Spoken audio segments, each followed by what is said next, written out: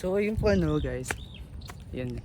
So sabi nila pag may kotseng kuba ka daw, gaganon tayong mga tao. So ayun, what's up mga kakuba, mga ka-road trip. So konting intro lang pala sa akin. So this will be my first vlog and ayun. So ako si Road Trip Kuba. May YouTube channel ako. So this will be about road trip vlogs. And so kaya ako nasabi na Kuba kasi with DT, yan yung pangalan ng car natin. So, very classic siya. So quick walk around lang with the car. So ayan siya. So guys, hindi ito for sale. Yun, nakakatuwa lang kasi nakuha ko na yung dream car ko and nakuha ko siya sa Facebook Marketplace. So ayun, very nice. So ayun nga pala, dito ako sa Molino. And ayun, wala na masabi.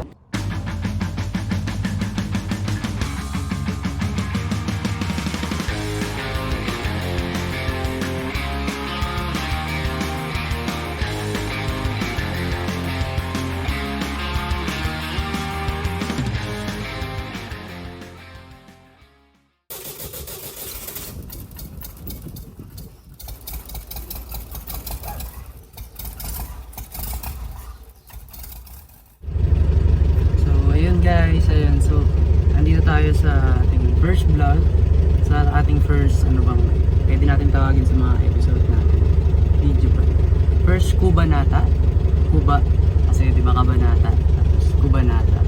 So ayun, so ang napagtitripan kong gustong puntahan na destination ngayon is pupuntang, syempre since ako taga taga Cavite, so gusto ko around Cavite area muna and para mas stress test din tong detail kasi alam niyo naman medyo classic na yung car. So ayun, medyo classic yung car. Akala ko titigil yung kotse sa likod. So ayun, medyo classic yung car and gusto ko siya malapit lang muna siya. So pero sa future sana madala ko siya sa mga dulo ng Cavite like Tagaytay and something pa south, siguro papuntang Bicol, Laguna, Batangas, and then pa north, papuntang Pagudpud. So actually yun kasi yung parang isa sa mga goal ko rin, parang isa sa mga goal ko talaga na madrive yung detail sa buong Pilipinas, sa Philippine roads. Gusto ko siyang malibot mula north to south, literal, Pagudpud. Sa south, di ko alam kung abot pa to hanggang Davao, pero ayun, so alam ko naman may iba't ibang mga Volkswagen Beetle community, kada naman mga lugar, may mga chapter yan. Sa Mindanao meron, Visayas, Luzon. So yun, may mga groups naman sa Facebook and yun. So community lang rin and yun pala. So balik na tayo sa sa aking sinabi. So destination natin for today is District Dasma. So currently nasa ako, Camellia sa may Molino 3, Bacoor. So ang magiging route natin is dadaan tayo sa Daang Hari, and then ang daan natin is papuntang Molina Road or National Road. So ayun, so pagpasensyahan nyo na guys kasi first vlog ko to. Ang lalagyan ko pala ng official camera na pang video ko is yun, yung nasa likod na yun, yung parang black na yun. So wala pa akong parang patungan ng pang face cam. So bala ko kasi dito ko ilalagay yung pang facecam. So para ma-explain ka naman sa inyo yung mga, hindi na ma-explain, parang kwento ko lang naman sa inyo yung mga mga driving experience, driving tips, tsaka mga pasikat-sikat sa daan dito sa Cavite. So ayun, medyo familiar na rin kasi ako dito sa Cavite. Alam ko yung mga pasikot-sikot. So baka pwede ko kayo matulungan, masabihan sa mga pangalan ng roads, tsaka saan papunta yung ganung daan, saan papunta yung ganito. So ayun, papuntang District Dasma. Sana mag-enjoy kayo sa drive natin and ayun, so yun lang guys. So, peace out, Road Trip Kuba, first vlog. So ayun, don't forget to like, comment, subscribe. Grabe, ngayon ko lang masasabi yun. So yun, first talaga, beginner pa lang ako sa pag-vlog YouTube channel and ayun nga, so I hope mag-enjoy talaga kayo sa magiging journey natin.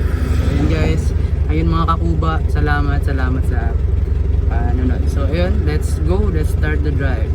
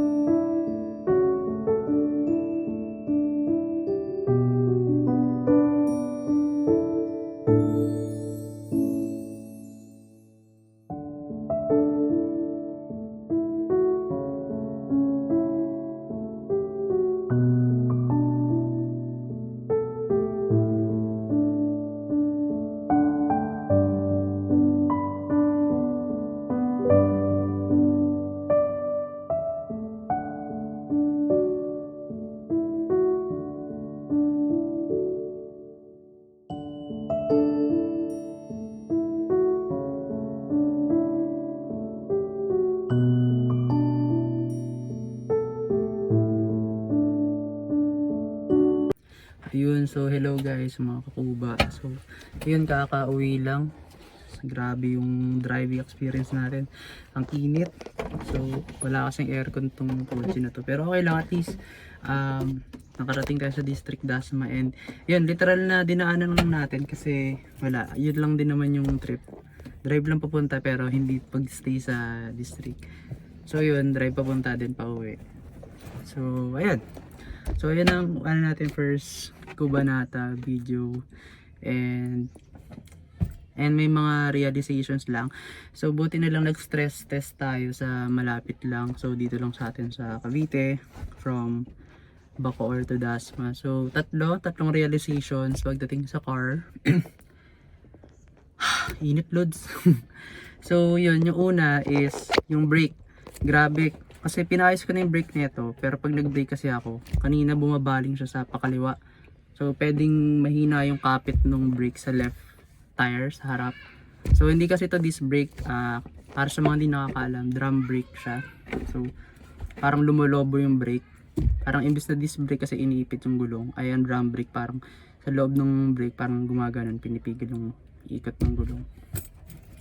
So yun, medyo mahina yung brake sa left side na gulong, and yun, pagka brake ko bumabaling talaga pa left. So kailangan ko i-counter ng ibaling steering wheel pa right. Tapos yung pangalawang realization is yung steering wheel sobrang lakas ng wiggle. Mawiggle. Parang sa mga jeep, yung talagang ganun. So, grabe. Talagang mawiggle na. Yung parang sobrang lakas. Yan, so yun, pwede nang pa-adjust yan, tignan natin anong magagawa para hindi siya maging ganun ka-wiggle. Kasi yung kanina yung may bus, yan medyo na ilang lang ako kasi parang onting steer ko lang sa right, parang ang lakas na nung kabig, parang naiila ako, baka mabangga ako yun.